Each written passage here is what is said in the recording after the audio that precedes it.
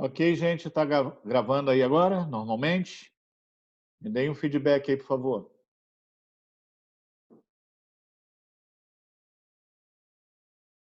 Está gravando, né?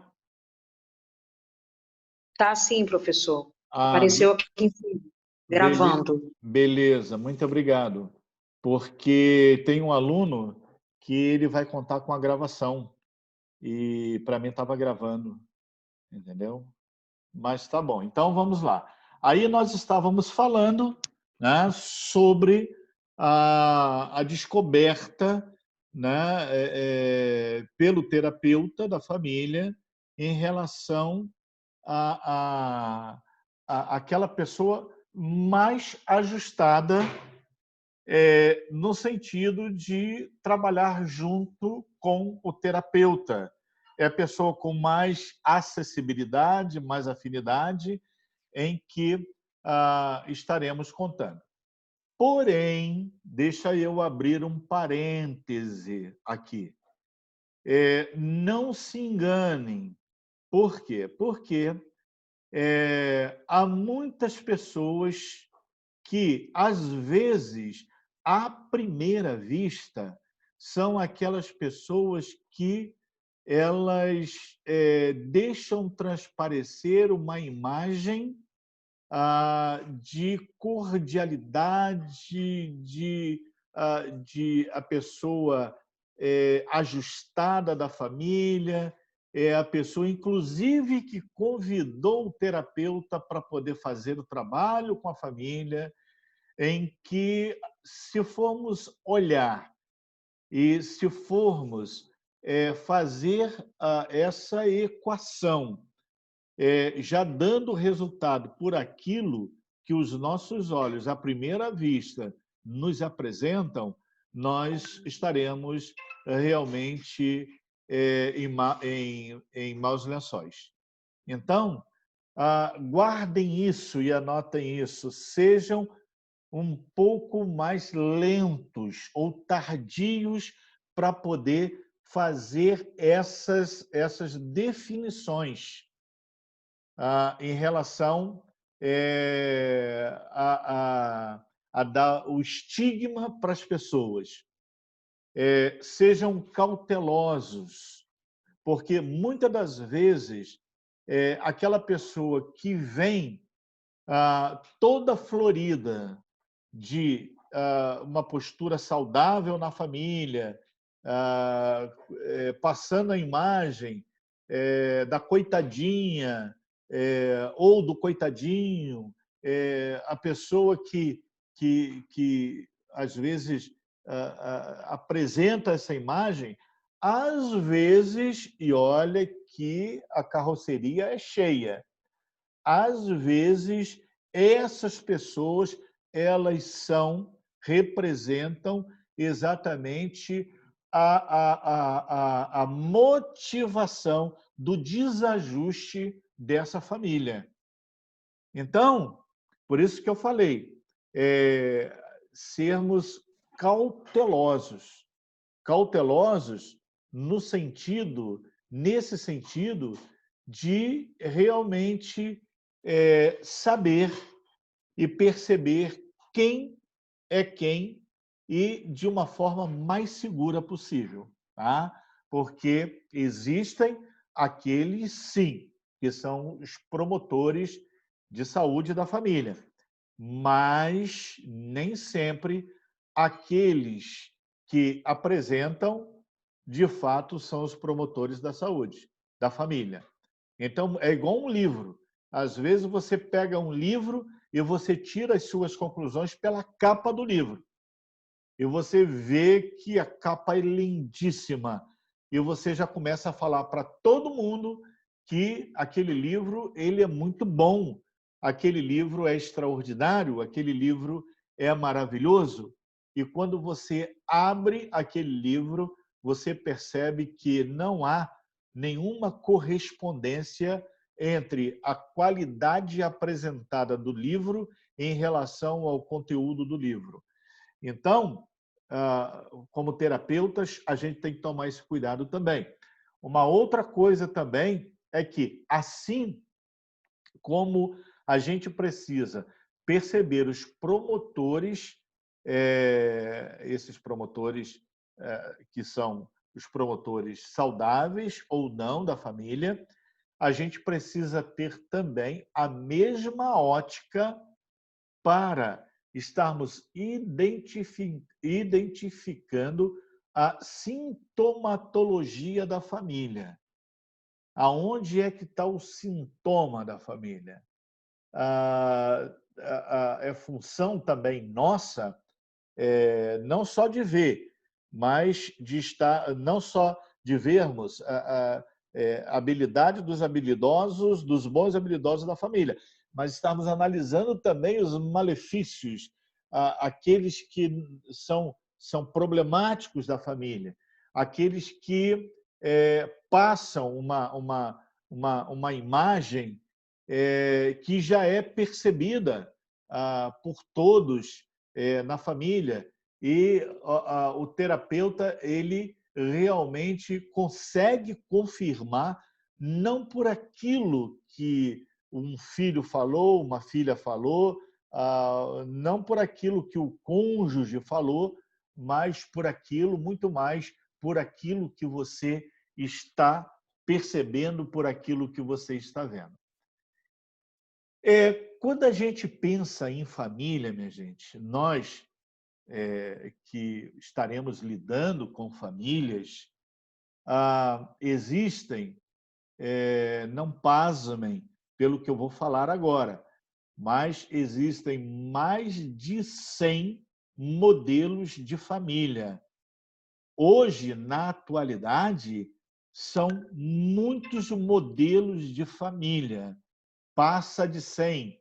Na última estatística, nós tínhamos em torno de mais de 120 modelos de família. Então, os profissionais desta área, eles precisam realmente, em primeiro lugar, perceber de que família, hoje em dia, ela não é sinônimo só de pai, mãe e filhos. Família, hoje em dia, ela responde a uma estatística bem diversificada em que nós, como terapeutas, nós não podemos discriminá-las, como também não podemos de maneira nenhuma não podemos de maneira nenhuma abandoná-las, exceto algumas que nós, de repente, não nos identificamos com esse tipo de trabalho em relação àquele modelo de família. Então, quando a gente fala sobre família nuclear, que é um biotipo de família, é um biotipo familiar, quer dizer, é uma forma de vida familiar. Então, como a gente percebe aqui, como a gente coloca aqui, esse é um termo que é usado para definir um grupo familiar. Então, quando a gente fala em família nuclear, a gente tem que observar várias coisas. É uma família que é composta por um casal de adultos que, devido às relações sexuais da procriação, dentro da normalidade da existência, do vir a ser da família, pela procriação e pelo crescimento dos homens, e se casam e procriam, e etc., dentro desse modelo aí, a gente pode incluir essas famílias dentro dessa família que a gente chama de família nuclear, em que se uniu por relações.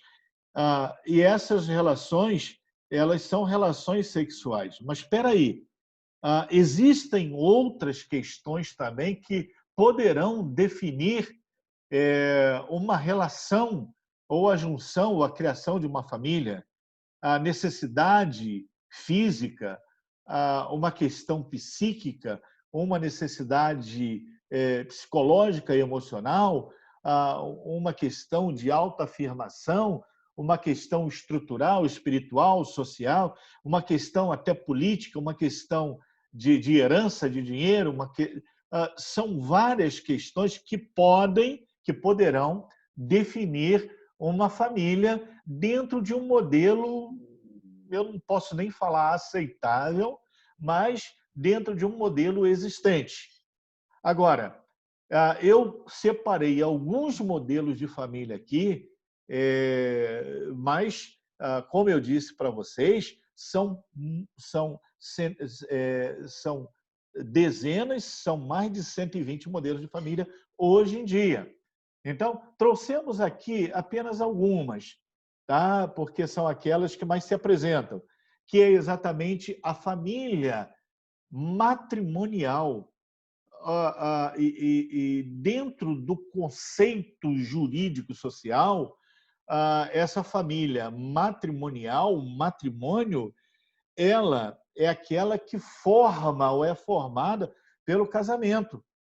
E aí, se você estiver pensando apenas sobre o homem e a mulher, aí você simplesmente já criou uma situação completamente contraditória em relação às questões vigentes da atualidade. Por quê? Porque dentro da família matrimonial é considerado os heterossexuais, que é exatamente a família feita de macho e fêmea, e os homoafetivos também, que hoje em dia são considerados também dentro daquilo que chamamos de família matrimonial. Então, esse tipo de família, hoje em dia, até existe uma guerra, no bom sentido, política, sobre a questão dos direitos e pela questão da autoafirmação, questão de não só de serem vistos, mas também de serem aceitos. E quem está no enquadre tradicional, eles lutam para não terem a acessibilidade, a aceitação exatamente daqueles que buscam essas autoafirmações completamente fora do modelo tradicional. Então, a esses nós chamamos de família matrimonial. Agora, existem outras famílias, como a família informal, que é formada por uma união estável, ouça bem, uma união estável, tanto entre casais heterossexuais, quanto também os homoafetivos. Então, existe também a matrimonial e existe a informal, que eles estão dentro desse conceito aí que estamos pontuando nesse momento. A família monoparental, que é exatamente aquela família onde o pai morreu e existe só a mãe e o filho, ou a mãe morreu, existe só o pai e o filho e a filha. Então, é a família denominada monoparental, que tem esse enquadre dentro da sociedade, esse conceito social para esse tipo de família, são detentoras desse nome. Agora, Ana é 100, dividido. Então, nós temos aqui a família anaparental, que são famílias sem pais, são formadas, os componentes são formados apenas pelos filhos, pelos irmãos, porque já não existe mais a existência dos genitores dessa família, que é exatamente as famílias que são a família sem os genitores, sem os pais. A família unipessoal é quando nos deparamos com uma família de uma pessoa só, seja pelo motivo que for. Algumas por uma questão de penhorabilidade, outras por uma questão de herança, outras por uma questão de opção. Então, são as famílias que a gente chama de único pessoal. Então, mas é considerado como uma família, uma pessoa que perdeu o marido, ficou viúva ou um viúvo e não refaz a família. Então, essa família passou a ser uma família dentro dessa concepção. Agora, existe também o tipo de família que chamamos de família mosaico, ou reconstruída. São pais que têm filhos e se separam. Então, hoje, na atualidade, nós encontramos também um número exorbitante de pessoas que vivem e estão vivendo essa situação aqui, em que estão enquadradas nessa relação de pais que têm os seus filhos e eles se separam. E, às vezes, os filhos ficam com as mães e, às vezes, os filhos ficam com os pais. E, abrindo um parênteses aqui, para os senhores, como terapeutas de família, da família, é muito interessante, uma vez uma família num processo de separação, porque existem famílias que realmente não tem mais como. A solução daquela família, a grosso modo, é a separação. É óbvio de que, guardando as devidas proporções da crença, da fé, da religião, do credo de cada um, do Deus que cada um acredita. Então, guardando as devidas proporções, mas dentro de uma situação empírica, é exatamente essa questão aqui em que as separações acontecem. E, uma vez acontecendo essas separações, é importante que você, como terapeuta, você consiga fazer uma mobilidade, não apresentando o seu ponto de vista, é óbvio, mas pelos valores apresentados e pelas consequências advindas, é interessante sempre essa família, dentro desse contexto, receber as melhores orientações e serem motivadas para que o filho ou a filha, numa idade ainda do peito da mãe, ainda das necessidades básicas, nutritivas, das fases iniciais da vida, as fases oral, fase anal, fase fálica, até a produção do Édipo, até o momento da chegada do Édipo, é importantíssimo que a classe masculina ela consiga perceber pelos considerandos que será realizado pelo terapeuta, em que, nesse momento, a criança ela fique aos cuidados sempre da mãe. Obviamente, nós não estamos generalizando, porque, às vezes, por motivos genéticos, disfuncionais, psiquiátricos, por motivos éticos, etc., não há como ficar com uma mãe geradora de uma disfunção comportamental e uma disfunção emocional. Então, realmente, não tem como. Mas, em havendo como, então, se for uma separação, digamos, dentro da normalidade em que ambos se decidiram e pensaram dessa forma, então é importante que essa criança, até nesses momentos do crescimento, fiquem aos cuidados da mãe, porque a criança, ela quando nasce, eu sempre digo isso para os meus alunos, a criança quando nasce, ela não nasceu. A criança quando nasce, ela só veio ao mundo. Então, ela só nasce quando ela começa a se tornar pessoa, indivíduo, no momento que ela começa a deixar, substituindo pela vida, pela individualidade da sua identidade como ser, ela começa a se enxergar como gente no mundo. Então, esse processo aí é um processo que não é rompido nas fases iniciais da vida de um ser humano.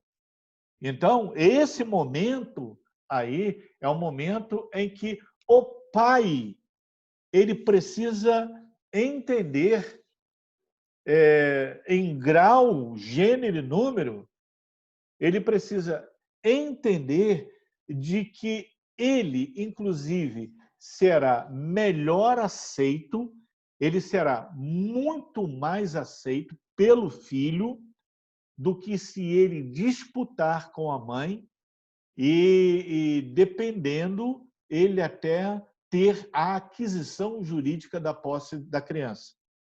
Então, as dificuldades no futuro relacionais, na maioria das vezes, é muito grande. Ela vai criar na vida do menino ou da menina, vai criar um afastamento e não uma aproximação. Então, é importante que isso seja observado e visto, mas é um material que você, terapeuta, você passa a ter pela reprodução desse vídeo, pela pela observação, estar escutando novamente, assimilando isso aí como algo terapêutico no sentido de proporcionar sanidade e uma melhor construção das famílias que estão vivendo esses momentos, ok? Então, fecha parêntese agora, só abrir esse parêntese para a gente poder trazer à luz da consciência o que foi esclarecido agora. Tá? Então, inclusive, o bem de família pode pertencer a uma única pessoa, uma senhora viúva, isso aqui é o de cima, nós estamos no mosaico agora, falando sobre o mosaico. Então, é importante que essa questão dos filhos sejam vistos dessa forma. Agora, é a família simultânea.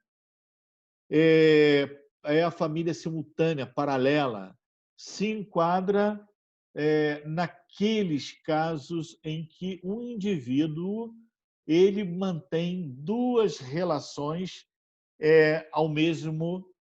no mesmo tempo. As duas relações ao mesmo tempo, ou seja, é casado e mantém uma outra união estável, ou mantém duas uniões estáveis ao mesmo tempo. Então, essas uniões estáveis, elas representam um modelo de família simultânea ou paralela. Se você pergunta se há famílias que se encaixam dentro disso aqui, eu vou dizer para você que o nosso campo de atividade, o nosso campo de vivência, a sociedade ao nosso redor, são poucas pessoas que vivem dessa forma, mas existe. Agora, quando você sai do seu círculo de interatividade, quando você vai para alguns lugares, principalmente para o interior, você vai encontrar realmente pessoas dentro desse modelo de família. E o último modelo de família que eu trago aqui agora são muitos. Eu não teria como apresentar todos esses modelos, porque perderíamos muito da dinâmica e nós temos objetivos maiores no aspecto de preparar você para realmente ser um terapeuta familiar. Mas é a família que a gente chama de eudemonista, que é a família afetiva, formada por uma parentela socioafetiva. Então, é aquela família grande, que nem todos são filhos, mas são filhos por consideração, são filhos por necessidade, são filhos porque eles tiveram necessidade e eles foram enquadrados dentro desse modelo de família. Então, depois vocês poderão pesquisar, porque esse material aqui, não assim como está aqui, mas você vai encontrar, para você ampliar um pouco mais, tendo necessidade, obviamente, você vai poder ampliar um pouco mais o seu conhecimento sobre essa diversidade de modalidades familiar, ok? Então, fiquem bem à vontade, o que trouxemos aqui é óbvio de que existem outros também importantes que não foram mencionados aqui, mas que vocês estarão identificando de forma tranquila. Então, eu coloquei... Sérgio, Opa! Sérgio. Oi! Boa noite, Anderson, tudo bom? Anderson, tudo bem? Deixa a pergunta para Tá. depois, Anderson. Não, não é pergunta. Por acaso tem projeção? Porque pode ser que tenha caído, você não tenha percebido. Não está Ué. projetando nada para a gente. Não está?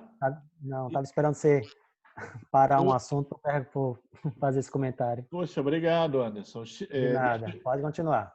Tá, não, eu vou pedir meu help aqui para poder me auxiliar aqui, que não está aparecendo o slide para eles. Só um minutinho.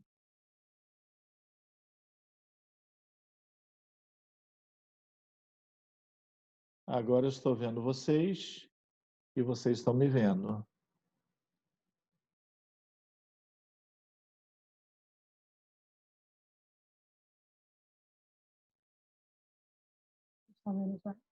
Vocês estão vendo o slide, não estão? Não, o slide. Slide. Não? Vocês estão me vendo? Estão me vendo? Sim.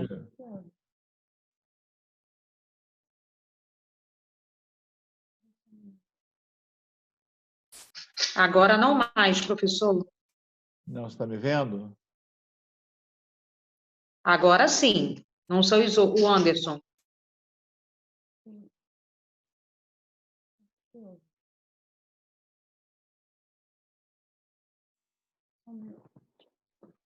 Estava compartilhado.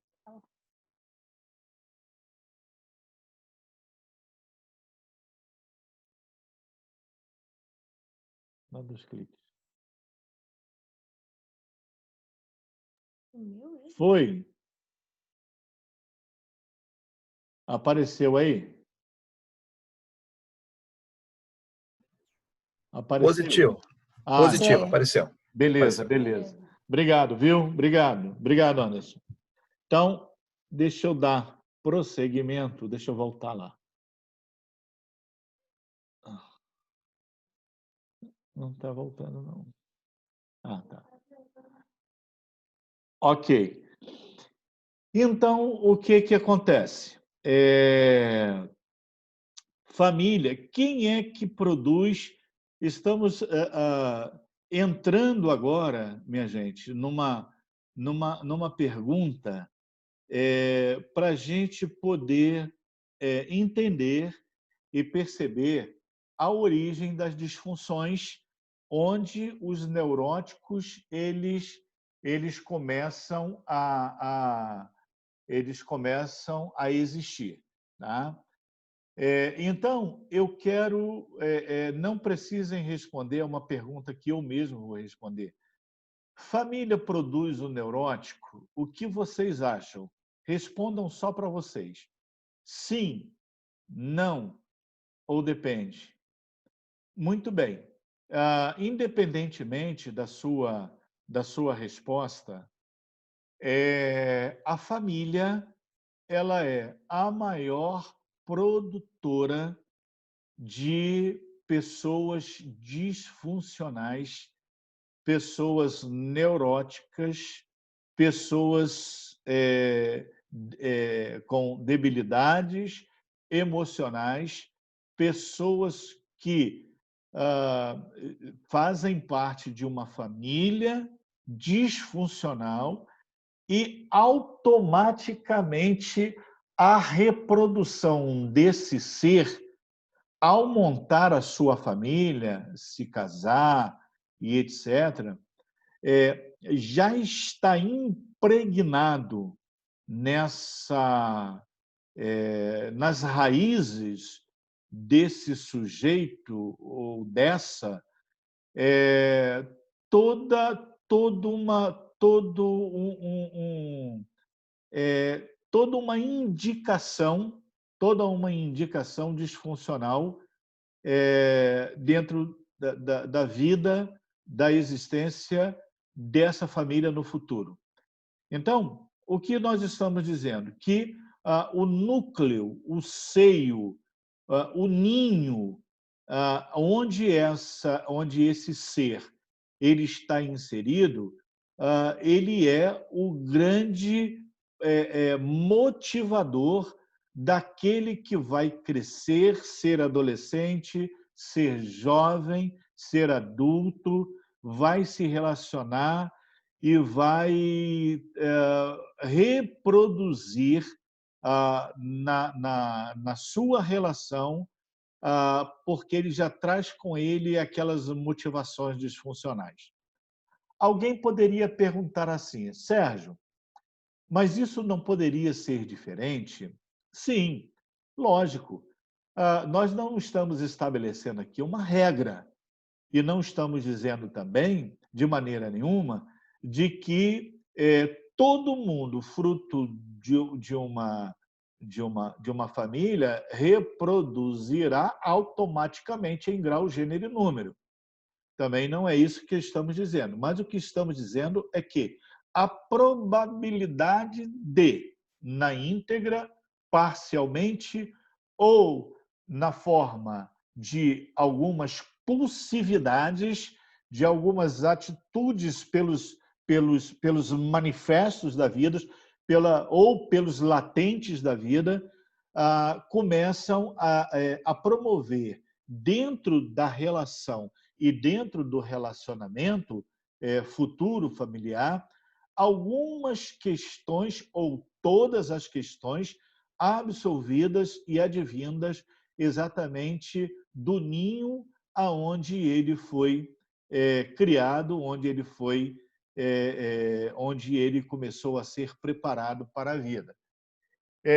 Algumas pessoas, até mesmo em função disso aí, elas procuram até o tratamento, às vezes não pela terapia de grupo, mas individualmente elas procuram o acompanhamento. Por quê? Porque está com problema no casamento. É um jovem que se casou e ele se casou e agora está vivendo com uma esposa. E casaram e tudo que a menina pensa, eu estou falando homem e menina, estou citando o homem e a menina, fruto exatamente de caso verídico que eu estou trazendo aqui nesse momento para vocês, em que eu fui procurado para poder ajudar um casal, uma família. Casal. Não tinham filhos ainda, preparando para ter filho, aquele negócio todo, mas uma insatisfação conjugal enorme. Um casal novo, tudo para serem felizes. Mas o que ocorria? Depois de observar, lembra da observação? Depois de perceber o sintoma, o problema, depois de analisar friamente, hoje 1 mês e meio de análise, de sessão, só para poder conhecer. Depois de eu conseguir identificar a relação deles com eles e deles um com o outro, e eles com a sociedade, eu comecei a fechar a minha gestalt terapêutica.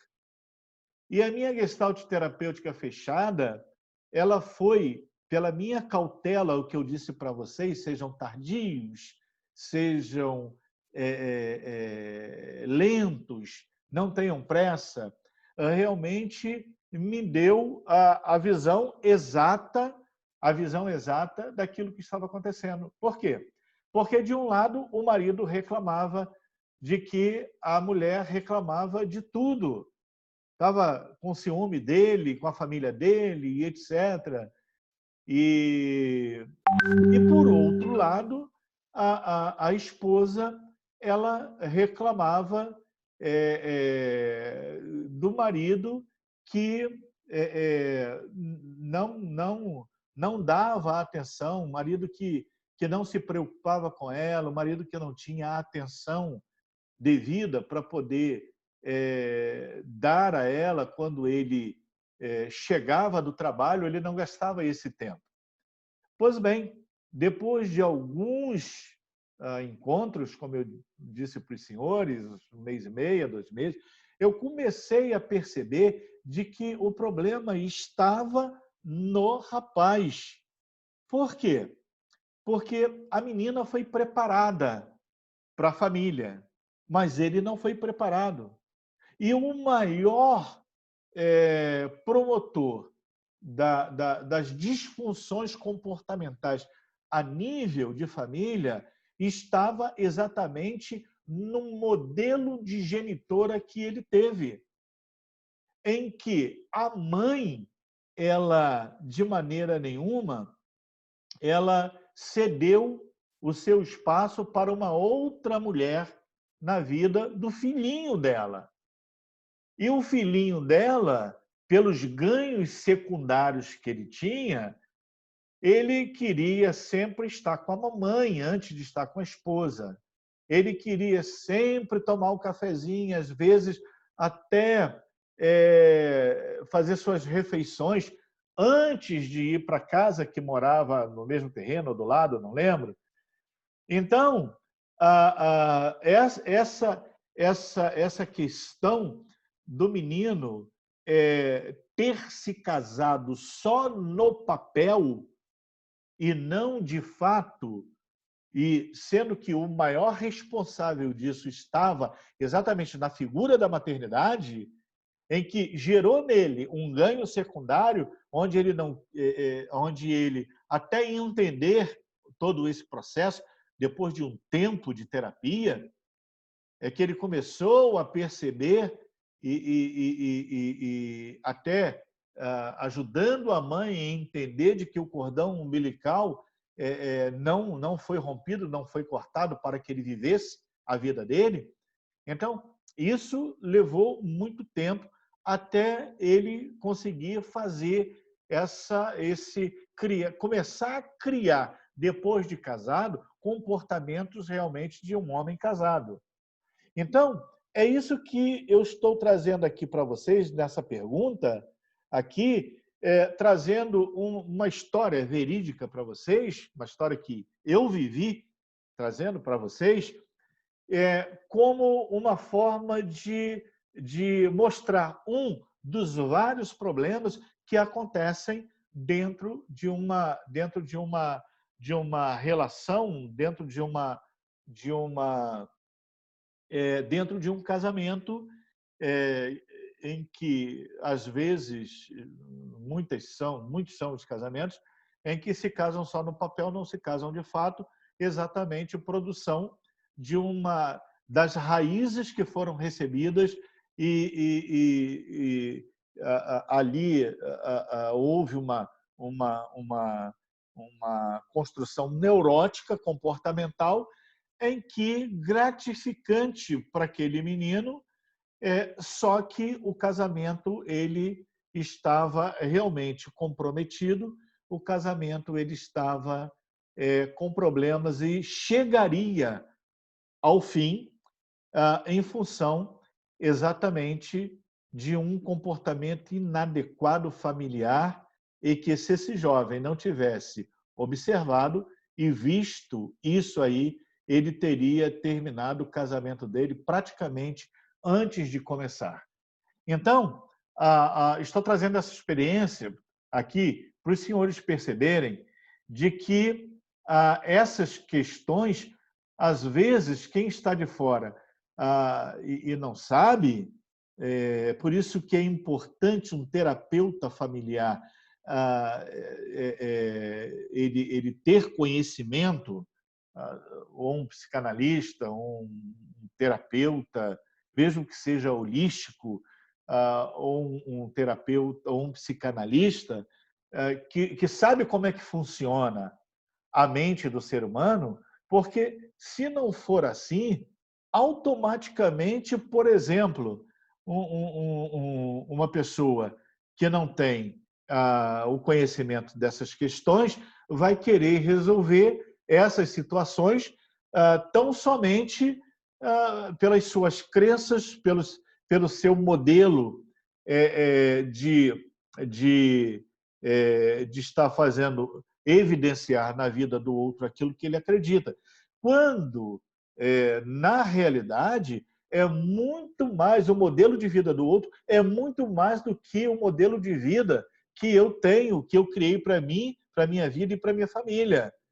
Então, não basta você tão somente acreditar de que você fará um trabalho maravilhoso tão somente se você for um terapeuta limitado que não tenha os devidos conhecimentos para poder fazer as intervenções que muitas das vezes, ou quase todas as vezes,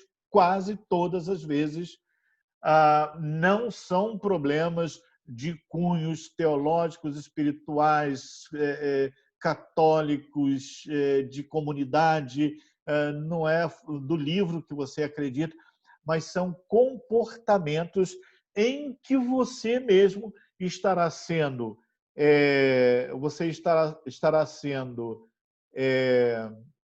preparado pelo Deus que você acredita para você poder salvar uma família em crise, para você poder salvar um casamento em crise. Daí a importância realmente da obtenção do conhecimento devido. Ok? Então, vem a outra questão. De que forma as neuroses são desenvolvidas? Nós temos algumas considerações aqui para poder fazer com vocês, para entendermos, para percebermos, para estarmos atentos, como terapeutas de família, para estarmos atentos realmente de onde é que vêm essas neuroses, de onde elas vêm, como elas são desenvolvidas. Precisamos considerar duas questões. Primeira, a influência do DNA. Um ser humano, anote isso, um ser humano, ele é fruto de algo recebido. Então, quando uma criança nasce, ela traz com ela informações, aquilo que a gente chama de influência do DNA. A genética impregnada na árvore, ela dá respostas, socialmente falando, para muitas coisas que, de repente, não descobriríamos se fôssemos por outros caminhos. Então, existem determinados comportamentos em que é importante sabermos de que eles poderão fazer parte da construção de um ser humano. Então, um quadro clínico, por exemplo, desde as mais disfunções até as mais dificuldades patológicas e clínicas, desde uma sintomatologia comprovadamente por um DNA que desenvolve um quadro de depressão em que não estava no pai nem na mãe, mas era da avó que morreu por causa disso. Ninguém morre de depressão, a não ser se suicida a pessoa que realmente tem problema de depressão, que se suicida. Então, essas questões elas são impregnadas e precisam serem consideradas também por você, terapeuta. Porque, de repente, você vai encontrar um lar em que você foi chamado para poder estar trabalhando com aquela família e você percebe uma sanidade impressionante em quase todos os membros da família, mas você percebeu de que uma pessoa desses 5 filhos, que é a filha mais velha, uma forma de falar, poderia ser a segunda, a terceira, mas um exemplo, a mais velha é uma jovem que não sai da cama, ela só fala em morte, ela não tem motivação de vida, e você percebe de que no pai, na mãe e nos irmãos não existem esse problema. Tá? Então, alguma coisa ali foi gerada fora da família, do ninho familiar. Então, aonde é que isso, de repente, pode ter acontecido? E isso pode ter acontecido, de repente, por uma situação da árvore em que, infelizmente, ela, das 5 filhas, ou os 5 filhos, foi o alvo daquela obtenção genética com uma situação propulsora para poder desenvolver a depressão. Então, dito isso, entendo eu de que a ótica de vocês ficou mais ampla, a ótica de vocês ficou mais intensa no sentido de perceber, enxergar, no sentido de ver e no sentido de vir descartando possibilidades e probabilidades que estão diante de nós. Então, eu me torno um profissional, deixa eu falar dessa forma, em que eu estarei lendo nas entrelinhas, melhor dizendo, buscando nas entrelinhas as informações que justifiquem algo que não é justificado pelo comportamento familiar, porque não foi aditivo do meio familiar. Foi algo que foi promovido pela genética daquela pessoa.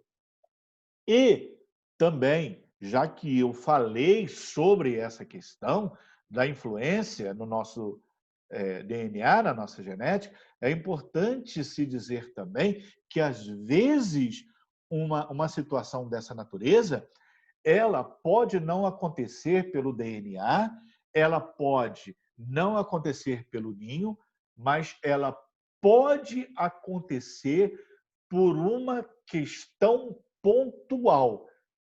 Então, se de repente for isso, é mais fácil, é um dos problemas mais fáceis para qualquer terapeuta, inclusive para nós, terapeutas, que nos debruçamos sobre o conhecimento da análise familiar. Então, a gente vai perceber de que houve um episódio. O filho que ajudava em casa ficou desempregado e ele não consegue, de maneira nenhuma, conviver com essa situação de não poder ajudar os pais. Então, e isso cria uma disfunção comportamental na família. Então, observando isso aí que estamos mencionando, é importante dizer de que essas situações pontuais, elas, de fato, acontecem na construção de uma família. Então, já vimos que as neuroses familiares, elas são advindas de uma influência da genética, mas são advindas também de situações pontuais em que, de repente, enfrentou um problema numa sala de aula em que os amigos riram, a pessoa ficou intimidada, ela bloqueou algumas situações e isso levou para a família, porque sempre os peixes que são tirados do mar, eles são colocados na proa da embarcação. Não adianta. Então, aquilo que se vive na sociedade é colocado ali e a família, ela ressente aquilo ali, a família vive aquilo ali, ainda mais se for uma família participativa, em que os membros eles se preocupem uns com os outros no intuito de ver a família com sanidade, a família saudável. Então, agora, existem também as questões que nós chamamos de os arquétipos. Arquétipos, a importância de entender os arquétipos há de ajudar sobremaneira a postura de um membro da família no aspecto de adotar os recursos para mudanças em função da melhora da família. Então, como assim? Geralmente, os arquétipos são os registros que carregamos.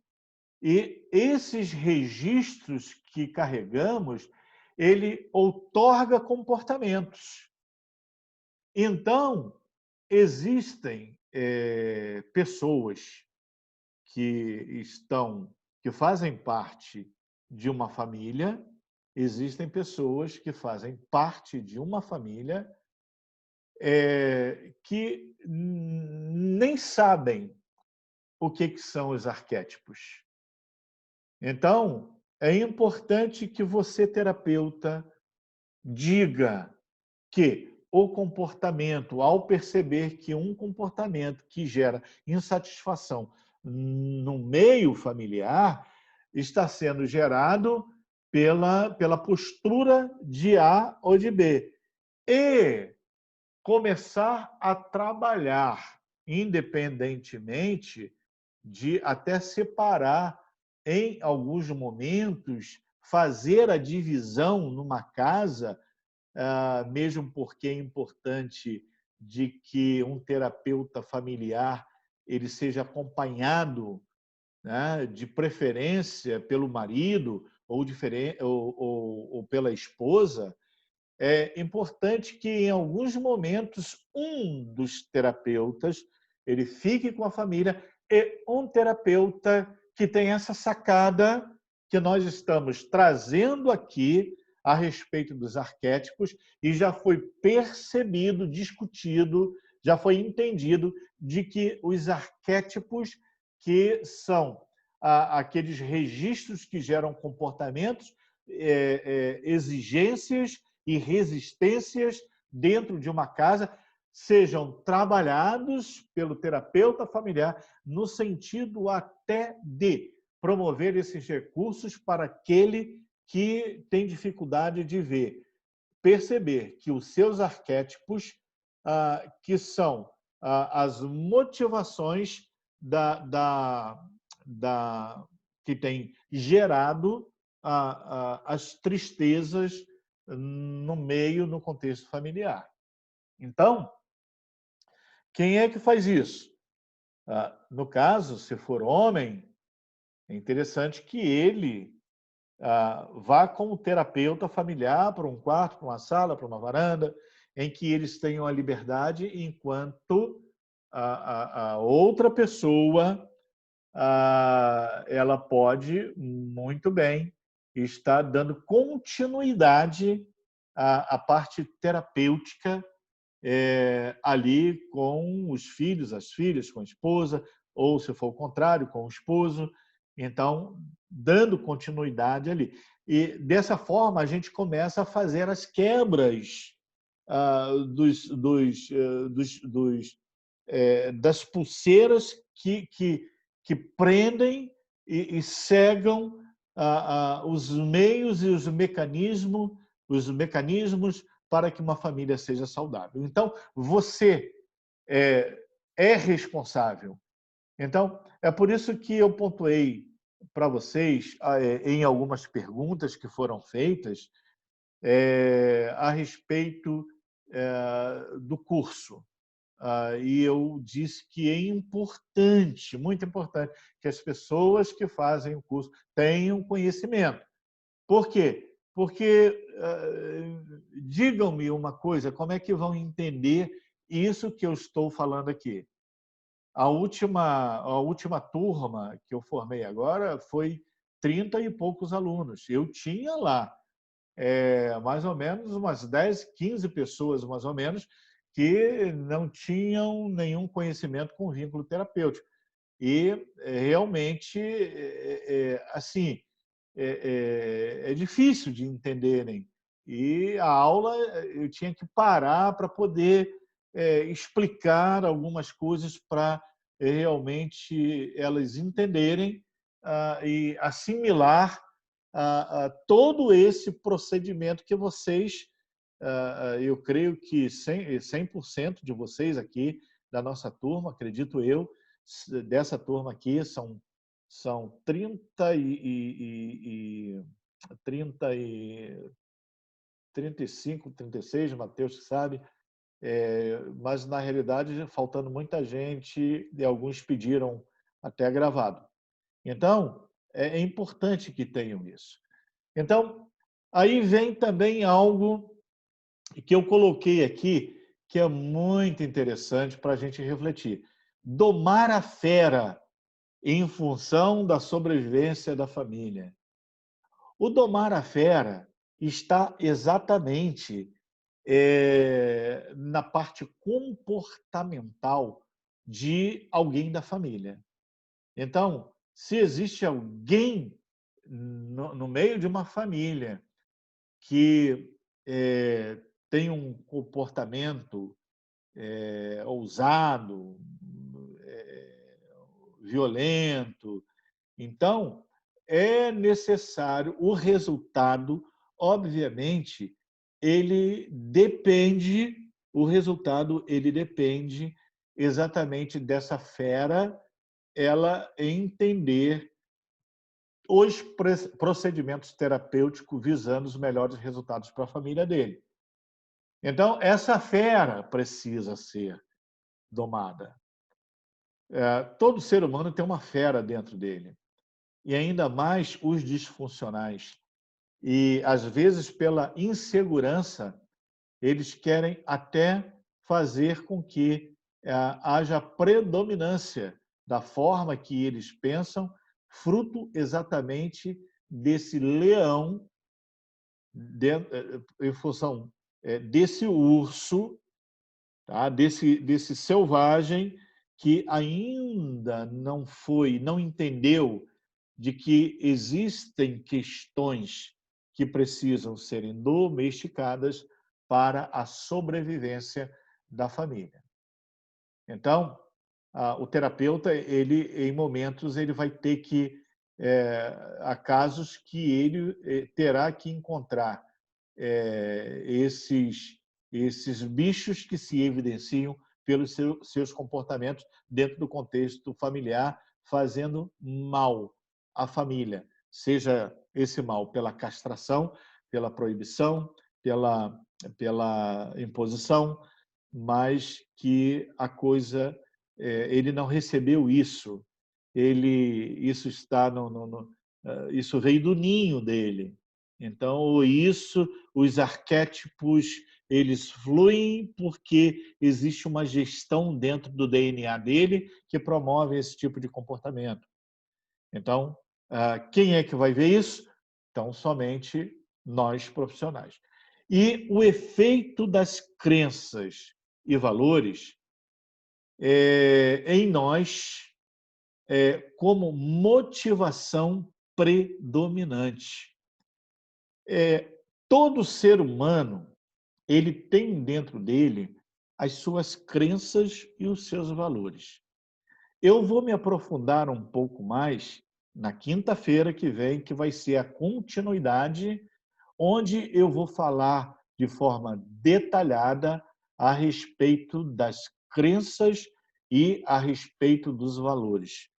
Mas aqui eu já estou trazendo para que já possamos entender de que existem crenças e valores que são as crenças limitantes que dificultam realmente a abertura de um horizonte na vida de uma família, produzindo uma sanidade,